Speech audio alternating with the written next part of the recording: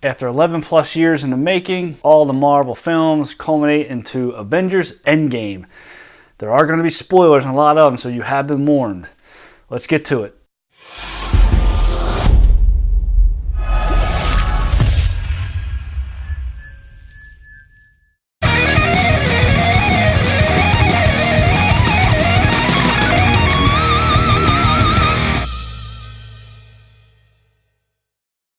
We're going to jump right into this sucker.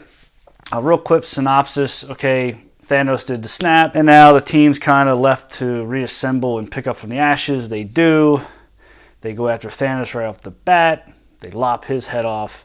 And then 5 years go by, because they can't reverse anything, until Ant-Man pops out of the quantum realm. He's like, what the hell's going on? Where's everybody at? And then he finds some Avengers, and they say, hey, I think we could time travel and get these stones back. Let's go back to where the stones were before Thanos got them. And Stark's like, that can't be done. You're messing with all this stuff. No. He goes, well, not really time travel. It's called a time heist. Then, of course, Tony Stark's reluctant.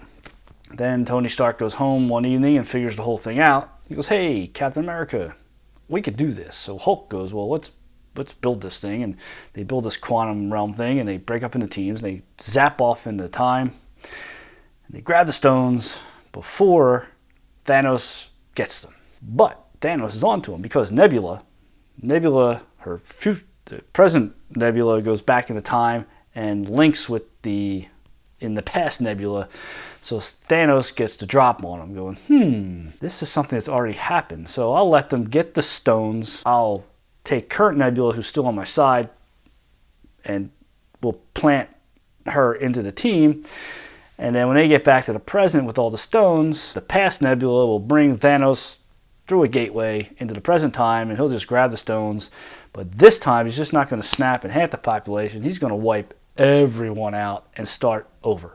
So going back real quick, I think that's about the whole thing in a nutshell. I was kind of underwhelmed, I got to admit. I liked it. It's a good movie. It wasn't a great movie. Now, having said that, if you love MCU, a ton of people are going to like this movie. There's a lot of crowd cheering moments. So I'm going to go with what I really liked. I love the Thor, the out-of-shape Thor timeline. That was awesome. He's all bellied and drunk, and he's trying to start his own new Asgard. He's the king of it. His belly's all out to here. That was really good. The end battle is pretty awesome to see on film, I must admit. And I thought one of the best parts, and kind of like Infinity War when Thor came down with his Storm Axe, you had Captain America call Thor's hammer, which Thor, when he went back in time, got his hammer. So he had the hammer and he had his axe, which is pretty badass. So Captain America is able to call the hammer over and take Thanos out. I thought that was pretty cool. And the jokes work. There are moments of levity that work really well too. There's some emotional moments, but that's where it kind of lost me. I think I didn't connect emotionally. I was like indifferent. I was like, why do I not care? I was almost like, I understand Thanos' point. Overpopulation is a massive threat. And it's really, to this day, it's a massive threat to us. The biggest threat to our existence far and beyond anything.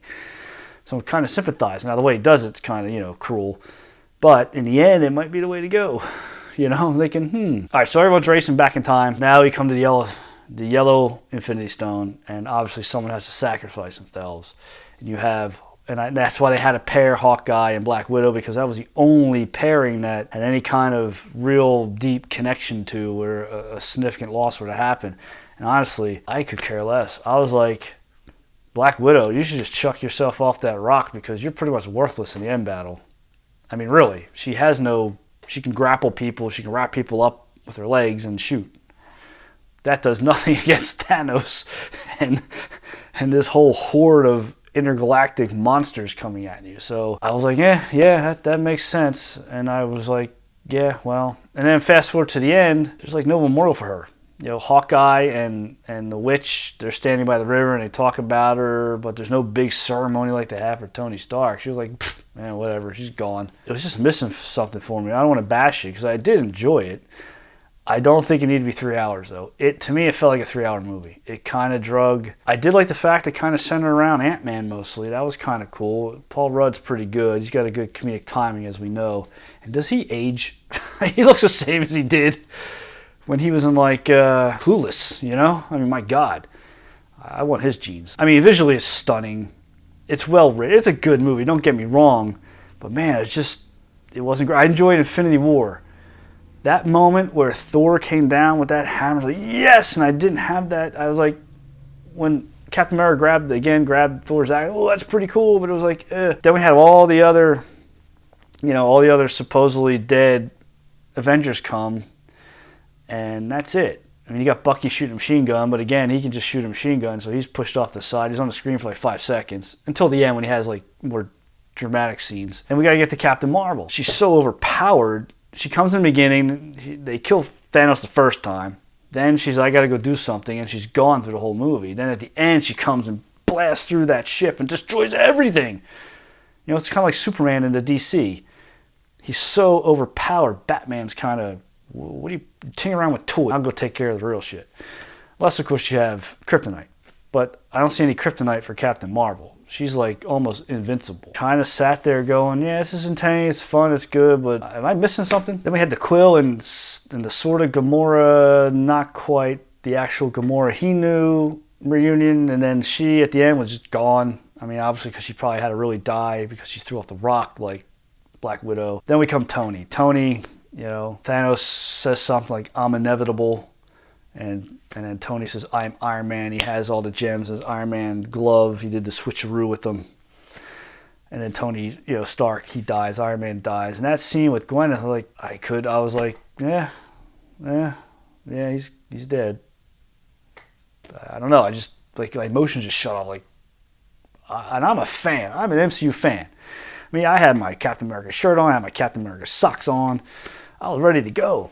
And I was like, it was just a okay movie for me. All right, let me know what you thought about Endgame. Again, a lot of people are going to like this movie, and I understand why. I did have a good time, and I just didn't connect with it. It just, for whatever reason, that's me personally, but I can understand why people are going nuts, because, yeah, if you really invested emotionally in these movies, and really, you know, it was really cool. Sidetrack, there was a father dressed up as Captain America with his daughter. I thought that was awesome. So I understand what this means to people, and you're going to love it. A lot of people are going to love it. Just for me, it didn't work. There were some good things, but it just didn't break through for me. Maybe it was the mood I was in, and I'll definitely watch it again. But let me know what you thought about Avengers Endgame in the comments, specific scenes you like, some stuff didn't work for you. Let me know, and as always, thanks for stopping by Color Positive Movies. Hopefully you like what you see, and you'll subscribe and check out some other videos, and until next time. Perfect.